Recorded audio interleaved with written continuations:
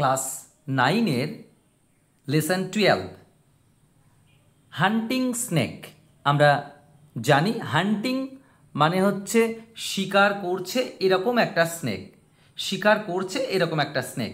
হান্টিং এখানে একটা participle adjective, সেই পার্টিসিপল অ্যাডজেক্টিভ আমরা যার মাধ্যমে জানতে পারলাম যে স্নেকটা কি করছে না, সে শিকার করছে। এই পার্টিকুলার কবিতাটি লেখা হচ্ছে জুডিথ রাইটের। জুডিথ রাইট, তার পুরো নাম হচ্ছে জুডিথ অ্যারুন্ডেল রাইট। তিনি একজন অস্ট্রেলিয়ান পোয়েট এবং তিনি একজন এনভায়রনমেন্টালিস্ট। যারা পরিবেশ বিষয়ক লেখালেখি করেন তাদেরকে এনভায়রনমেন্টালিস্ট বলা হয়। তিনি যে লেখাগুলো বিশেষ করে লিখেছেন, তার যে নোটেবল মানে লেখা, সেগুলো হচ্ছে the moving image, woman to man, the gateway and many more. এই লেখাগুলো তার বিখ্যাত লেখা। আমাদের এই কবিতাটি কি বলেছে না, একটা এক্সপিরিয়েন্স, কবির এক্সপিরিয়েন্স। কি বিষয়ে না, একটা সাপকে তিনি আসতে দেখেছেন এবং সেই সাপটা তার গ্রাসল্যান্ডের মধ্যে আস্তে আস্তে লুকিয়ে পড়েছেন, এটা নিয়েই তার লেখা। এখন বিষয় হচ্ছে এই কবিতার যে মূল বিষয় সেটা হচ্ছে একটা প্রাকৃতিক সম্পর্ক মানুষের সাথে এবং এই প্রকৃতির যে সুন্দর সম্পর্ক, সেই সুন্দর সম্পর্কটা কিন্তু এখানে ফুটে উঠেছে। এই কবিতায় 4টে স্ট্যানজা আছে। প্রত্যেকটা স্ট্যানজা সেটা কিছু বিষয় এখানে ব্যাখ্যা হয়েছে আছে। আর তার থেকেও বড় কথা হচ্ছে যে এটা একটা প্রতীকী রূপ, মানে সাপ একটা বিখ্যাত ডেঞ্জারাস একটা ক্রিয়েচার। সেই প্রকৃতি রুষ্ট হলে সে যে অনেক কিছু বিপদ ঘটাতে পারে, এইরকম একটা প্রতীক কিন্তু এখানে রয়েছে। তাহলে আমরা দেখে নিই প্রথম স্ট্যানজার প্রথম লাইন থেকে শুরু করি এবং প্রত্যেকটা শব্দের মানে, লাইনের মানে এবং গোটা কবিতাটা কি বলছে দেখে নিই। আর দেরি না করে শুরু করি আজকের ভিডিও। ওয়েলকাম টু দাদার ক্লাস ঘর।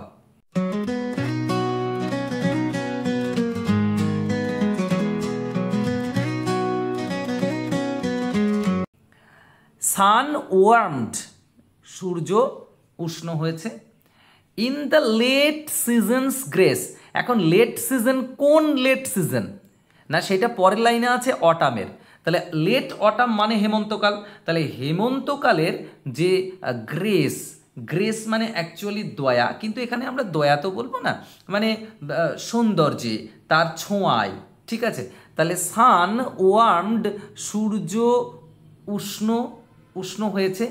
কখন না, in the late seasons grace, হেমন্তের আলোপনে, মানে হেমন্তের ছোঁয়ায়। Under the autumn's gentlest sky. দেখো, under the autumn's gentlest sky, আর সেটা কোথায় হয়েছে না, এই অটামে, লেট অটাম কিন্তু হেমন্তের যে এই সুন্দর মৃদু আকাশ বা যে নির্ভেজাল আকাশ, সেই আকাশের তলায়।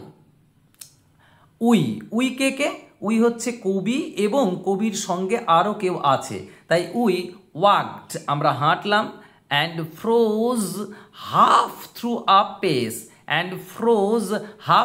আ পেস, আমরা যেন জমে গেলাম। ফ্রোজ মানে জমে যাওয়া, মানে ভয় পেয়ে আমরা জমে যাই না, সেরকম জমে গেলাম। হাফ থ্রু আ পেস মানে আমরা অর্ধেক রাস্তাতে আমরা কি হলাম না, জমে গেলাম, মানে থমকে গেলাম, এরকম একটা মানে। The great black snake went reeling by. এই গ্রেট একটা বড় ব্ল্যাক স্নেক, কালো রঙের সাপ, ওয়েন্ট রিলিং বাই, আঁকা বাঁকা, রিলিং মানে আঁকা বাঁকা ভাবে চলতে লাগলো। তাহলে আমরা কেন ফ্রোজ হাফ থ্রু আ স্পেস, কেন, হোয়াই? তার কারণ হচ্ছে আমরা একটা কি দেখলাম না, ব্ল্যাক স্নেক দেখলাম। তাহলে ব্ল্যাক স্নেকটা কি করছিল, ওয়েন্ট রিলিং বাই, সে চলে গেল কেমন করে, আঁকা বাঁকা ভাবে। তাহলে ফার্স্ট স্ট্যানজা বোঝা গেল। সেকেন্ড স্ট্যানজা সাপটার বর্ণনা দিচ্ছে, দেখো। হেড ডাউন, সাপটার মাথাটা নত। টাং ফ্লিকারিং, জিভটা বারবার বার করছে আর ঢোকাচ্ছে, সাপ যেরকম জিভ বারবার ঢোকায় এবং বার করে। অন দ্য ট্রেল, তার পথে, ট্রেল মানে এখানে পাথ। তাহলে মাথাটা নত করে জিভটা বারবার বার করছে, ঢোকাচ্ছে, তার পথে। হি কুইস্টেড, সে খুঁজে চলেছে। থ্রু দ্য পার্টিং গ্রাস মানে সে যখন সাপটা যাচ্ছে, ঘাসগুলো দুই দিকে ভাগ হয়ে যাচ্ছে, ঠিক আছে, ঘাসগুলো দুই দিকে ভাগ হয়ে যাচ্ছে, ওই জন্য পার্টিং গ্রাস বলা হচ্ছে। তাহলে সে খুঁজে চলেছে সেই দুই দিকে ভাগ হওয়া ঘাসের মধ্যে দিয়ে, সে যেন এগিয়ে চলেছে। সান গ্লেজড, সূর্য তাই চকচক করছে। কি গ্লেজ মানে চকচক করা। His curves of diamond scale, তার গায়ে যে ডায়ামন্ড মানে রূপালি কালারের বা ডায়ামন্ডের কালারের যে আঁশ আছে সেগুলো চকচক চকচক করছে সূর্য পড়ে। And we lost breath to see him pass, আর আমরা যেন আমাদের নিঃশ্বাসটা বন্ধ হয়ে গিয়েছিল তাকে যেতে দেখে। টু সি হিম পাস, তাকে যেতে দেখে। আমাদের সেকেন্ড স্ট্যান্ডা গেল, এইবার আসছে third stanza. What track he followed, কোন রাস্তাটা মানে যে রাস্তাটা সে ফলো করছিল। হোয়াট ট্র্যাক হি ফলোড, যে রাস্তাটা সে অনুসরণ করছিল। What small food fled living from his fierce intent, কোন যে ছোট খাবারটা what small food fled living, জীবন্ত পালিয়ে গেল। From his fierce intent, intent মানে তার লক্ষ্য, তার এই ভয়ঙ্কর ফিয়ার্স ইন্টেন্ট, তার এই ভয়ঙ্কর লক্ষ্য থেকে, ফিয়ার্স মানে ভয়ঙ্কর, লক্ষ্য থেকে পালিয়ে গেল। কেমনভাবে?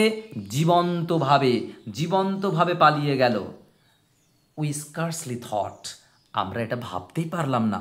তাহলে যে রাস্তাটা সে অনুসরণ করলো, যে ছোট্ট খাবার তার, সেটা কোনো একটা ব্যাঙ হতে পারে, কোনো একটা পোকা হতে পারে, কিছু একটা হতে পারে, যে জীবন্ত পালিয়ে গেল তার সেই ভয়ঙ্কর লক্ষ্য থেকে, আমরা উই স্কার্সলি থট, আমরা এটা ভাবতেই পারলাম না। দেখো স্কার্সলি, হার্ডলি এগুলোর নেগেটিভ মানে হয়, ঠিক আছে। স্কার্সলি হার্ডলি, যখন স্কার্সলি হার্ডলি দিয়ে বাক্য হবে, যেমন আই হার্ডলি গো, তার মানে আমি যাই না, আই হার্ডলি সি মানে আমি দেখি না, আই স্কার্সলি থিঙ্ক মানে আমি ভাবতে পারি না। তাহলে আই স্কার্সলি থট মানে আমি ভাবতেই পারলাম না, মানে আমরা ভাবতে পারলাম না এখানে, যেহেতু উই আছে। স্টিল অ্যাজ উই স্টুড, যখন আমরা দাঁড়িয়েছিলাম, আওয়ার আইজ, আমাদের চোখগুলো went with him as he went, সে যখন এগিয়ে চলছিল আমাদের চোখগুলো কিন্তু তার সাথে সাথে এগিয়ে চলল।